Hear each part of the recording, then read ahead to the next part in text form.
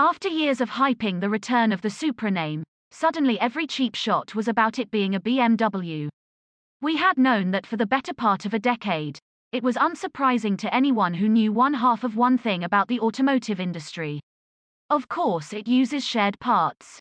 No company on earth would develop a bespoke inline six for one product sold at mainstream prices. There was no nuance to the discussion, no critical thought, just endless hype followed by endless dunking. Eventually, I found myself wanting to like the Supra just so it'd all be worth it. On first acquaintance, I didn't. That came on a cold morning on the Tennessee border, with a red 2020 Supra and an impossibly twisty section of Route 129, the tail of the Dragon and the reborn Supra, both for the first time. No cold-tired car could live up to those expectations. I boarded the plane home stunned, thankful another staffer was tackling the review because I couldn't quite make sense of the car. A fluke, I was sure. That brings us to this one. A bright yellow 2021 model with the 2.0-litre turbocharged four-banger with 255 horsepower tugging at the rear wheels and a body looking like speed itself. Less weight on the nose. Less weight, period. If ever there was to be a chance of redemption, it lay somewhere below that flowing beltline. The car had been ordered and delivered only for my impression. There would be no two-day jaunts with another writer penning the review. This one was for me. A chance to finally win me over. It whiffed. Load error. Let me state unequivocally that there are certain people for whom the Supra accomplishes its goal. It looks the business. It commands attention. It conveys clarity of purpose. It's properly, truly quick. With 295 pound-feet of torque and 8 quick-swapping gears, 60 arrives in about 4.7 seconds, per 2022 Genesis GV70. Exceptional in every way. VW's ID4 is calm and competent, but not quite charming. What do payload and towing ratings mean in the real world? Morgan Plus 4 CXT is ready to tackle tough terrain. Porsche 911 GT2 rupees. Too hot to handle. Has COVID-19 killed auto shows for good? Autocomplete. Rivian shows off its battery tech and we're impressed. 5 things you need to know about the 2019 Nissan Leaf plus 2022 Volkswagen Tiguan. Spot the changes. Tomorrow's cars may not let drunk drivers on the road. Neighborhoods are fighting ways. GPS apps from ruining streets. Ford Maverick. Forget Hyundai's Santa Cruz. Honda's Civic is its real rival. The new DUI. How tech might disconnect drinking and driving. 2019 Toyota Avalon is a comfy cruiser if you can get past that nose mini truck battle.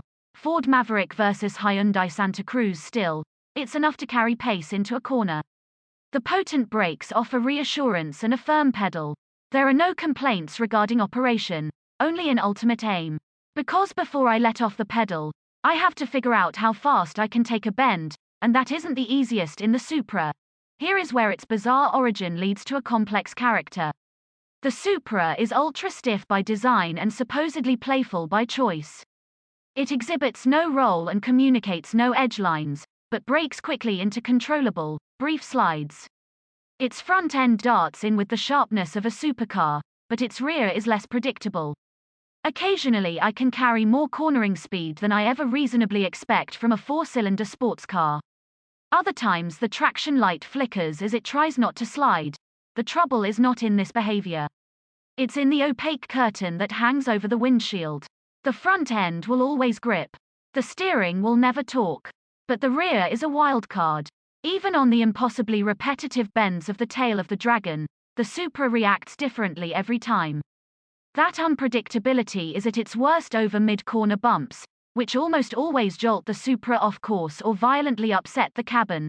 Some trust can be built. Believe in the tires and you can correct most slides. But doing so requires disabling traction control, not a safe call on public roads in a tail-happy car. The other option is to leave it on, running up to the limit half-blind, and occasionally having it nip at your right foot. But this is no substitute for the real thing. A real sports car thrives in the magic zone near the end of its grip, inviting you to explore it, reassuring you with smooth, progressive breakaway behavior and a steady stream of communication. The Supra simply isn't that transparent, making it hard to find any flow, to chain together corners with any sense of poise. The experience is all speed, no art. That's the kind of thing that prompts questions. If the development team behind a company's flagship sports car never bothered to drive it with the windows down, or worse, they did and signed off on it anyway, that doesn't reflect positively on the program. That the issue survived the 2021 refresh cannot be described as anything but embarrassing. And that reflects the broader point here. I keep hoping that the Supra will be either the fun, exciting, friendly sports car it could be or the long-legged GT its progenitor was. I go in looking for something to love. Every time I just come out with my head hurting.